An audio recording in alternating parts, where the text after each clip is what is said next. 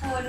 มื้อนี้แมนจะเวลสิพาทุกคนมาเห็นน้ำขอบคุณก็คือมื้อนี้เป็นมื้อพักผ่อนเวลาเท่าไหร่ฉะนั้นเดี๋ยวแมนจะเวลจะพาเฮ็ดเดี๋ยวให้ทุกคนเบิ่งวัตถุดิบที่แมนจะเวลจะเฮ็ดก่อนเนาะอันหลักๆก็คือนี่เนาะตีนไก่อันที่สองรองลงมาก็คือปลาเนาะและอันที่สามที่ขาดบ่ได้เลยเนาะก็คือเครื่องเนาะนี่กระเทียมหัวบัวค่ะมะเขือแล้วก็ใบขี้หนูเนาะถ้าสมมุติว่ามินไผ่มีอีหยังที่ว่ามันหลายกว่านี้ก็สามารถเพิ่มเติมได้แล้วแต่ความมักเนาะและก็คือตัวนี้เป็นเครื่องประกอบเนาะก็คือจะเป็นลูกซีนตามใจมากเนาะเฮามักแบบใดเฮาก็เอาแบบนั้นใส่ตัวนี้จะเป็นเลือดก็คือเป็นเลือดก้อนเนาะและอันนี้เป็นผักกับอีหยังต่างๆและอันสุดท้ายเนาะอันที่สำคัญเลยก็คือหลักๆของเฮาก็เป็นข้าวคลุกตัวนี้เนาะก่อนอื่นเบิดเนาะเฮาก็ต้องมาค้างหม้อก่อนก็คือเอาน้ำใส่แล้วก็เกลือเป็นนัวใส่เปิดไฟเนาะเดี๋ยวเขาถ่ายน้ำฟดแล้วเขาจะเอาป่าลงอันดับแรกเลยเด้อตอนนี้น้ำกับฟดแล้วเนาะฟดซ้ำนี่แล้วเขาก็เอาป่าลงเลยเป็นขั้นตอนอีทเลยเนาะหลังจากที่เราเอาป่าลงแล้วอันที่ตามมาก็คือเป็นเครื่องเนาะเครื่องตัวนี้ที่ว่าเขาเกี่ยมไว้แล้วเนาะก็เอาลงพร้อมป่าเลยเพื่อดับกลิ่นป่าแล้วก็เพื่อให้มันหอมน้ำไผ่มากน้อยมากหลายซ้ำใดหรือก็มากเอี่ยงเพิ่มเติมก็สามารถเพิ่มได้เด้อบ่จำเป็นต้องถึกตามสูตรเนาะขอแต่ว่าให้มันออกมาแล้วแซ่บ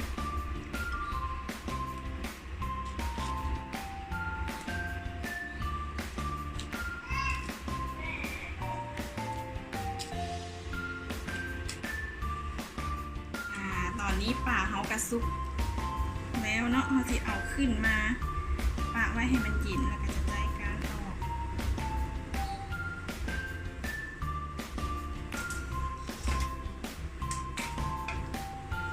สำหรับเครื่องตัวนี้ก็ขึ้นมาคือกันเนาะพอมันจะตัก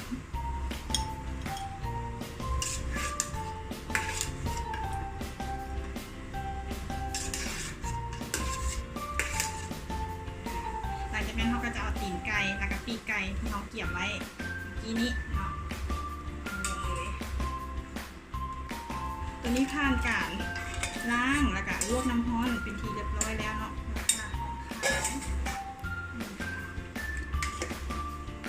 ดูไม่ทานเลยก็มาเดี๋ยวกันเขาก็มาตำเครื่องหอมเนาะตำไว้เดี๋ยวเพื่อให้ปลามันเย็นนะคะจะไปใส่ปล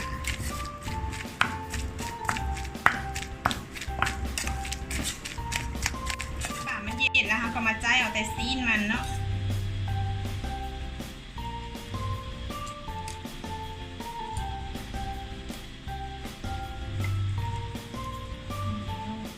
หลังจากที่พวกเขาใจป่าแล้วก็ต่ำทุกอย่างให้มันเข้ากันหมดแล้วเนาะเขาจะเอามาคั่วให้มันหอมเฮ็ดให้มันเป็นตาแซ่บหลายขึ้นเราจะมาเริ่มคั่วกันเลยไม่ต้องเฮ็ดไฟแห้งกันเลยก็ได้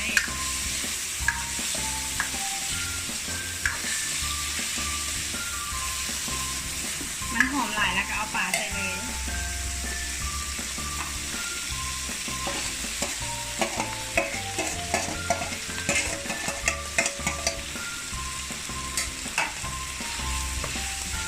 คนให้มันเข้ากัน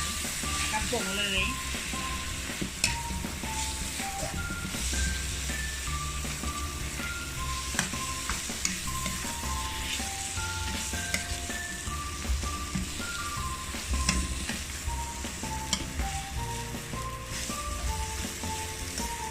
หลังจากที่เราคนหรือว่าคั่วทุกอย่างมันเข้ากันแล้วเนาะฉันก็จะเอามาใส่หม้อเลย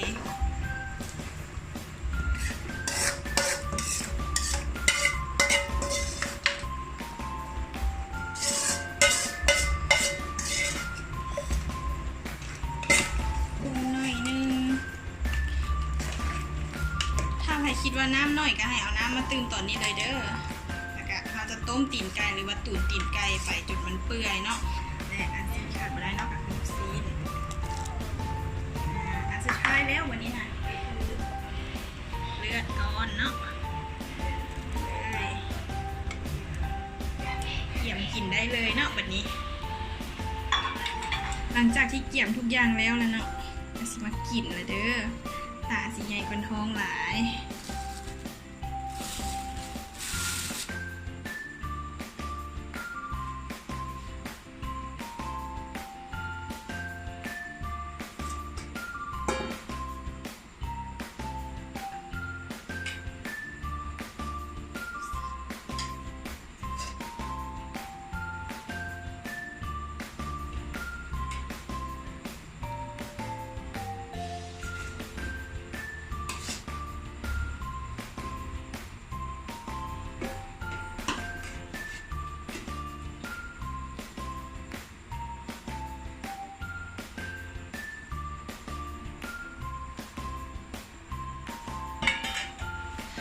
มแล้วขอตัวไปกินกันเด้อวันนี้น่ะ